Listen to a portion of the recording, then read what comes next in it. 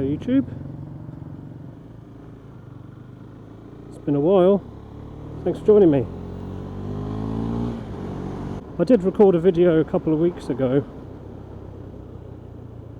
which didn't work out, so I would have posted earlier. So since the last time I've made a video, a few things have changed around my setup for recording on my bike. So I've upgraded my camera to the new GoPro Hero 7 Black. So that's what I'm recording with now, at 4K 60 frames per second, which is not a feature I could use before. My previous camera could only do 4K 30 frames per second. I've also added some accessories to my bike. Well, actually, I mean, I've added one accessory to my bike, so which is a tailbag. It's an Oxford T25R. I've just installed it today, and so far I'm pleased with it. I mean, I'm riding along now, and it hasn't fallen off the back yet. So today you're joining me on a ride towards Windsor. For anyone following the news, may or may not know that yesterday was the royal wedding. When I say the royal wedding, it was the second royal wedding of the year. So I thought I'd go over to Windsor and see the aftermath, see if Windsor's still standing. Although I haven't been recording so much recently, I've still been out riding and got the first 1,000 miles under my belt on the new bike, so I thought I would do a little review like I did for the van earlier on in the year.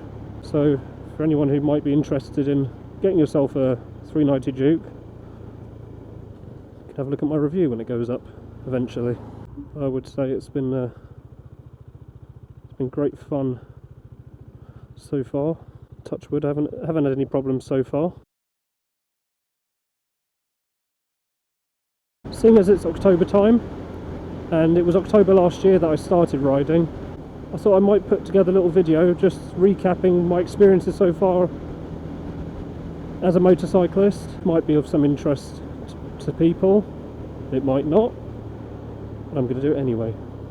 Oh, and another thing which I've done, another purchase. I seem to be spending a lot of money recently. I bought myself a portable power bank, because I found not only with this camera, even my previous camera, battery life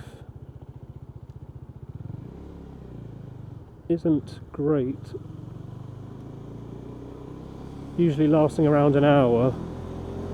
I'm not actually using it at the moment, but it's something which I'm going to have to incorporate into my helmet setup. So if I find a good way to do that, I might put a video together showing what my setup is. Motovlogging helmet setups in general was something I found quite hard to get right, and I feel like it's something I'm always tweaking. So it might be useful to anyone out there who's thinking of either getting into motovlogging, or someone who thinks that they need to update their setup and make it a bit more easy to use, a bit more effective. Eventually I'd like to be able to film whilst charging the camera at the same time, so I get a bit more life out of it, because at the moment it's definitely the battery which is the limiting factor to how long I can record at the moment, not the memory card. Because so I've got a 64 gigabyte card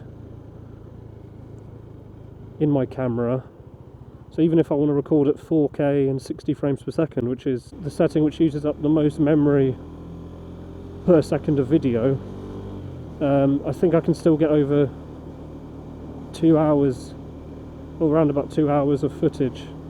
That's what my camera tells me anyway, says I can get 2 hours of 4K footage before the card fills up. However, in practice, it's the battery which dies.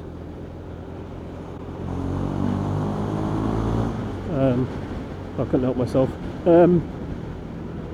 It's the battery that dies first after about an hour. So last weekend I rode up with my dad to the bike shed up in Shoreditch, so I was recording the journey there, and as we were pulling into the car park of the bike shed, there was a beep to let me know that the battery had run out. I thought, in order to make sure that doesn't happen again, I've bought myself this power bank.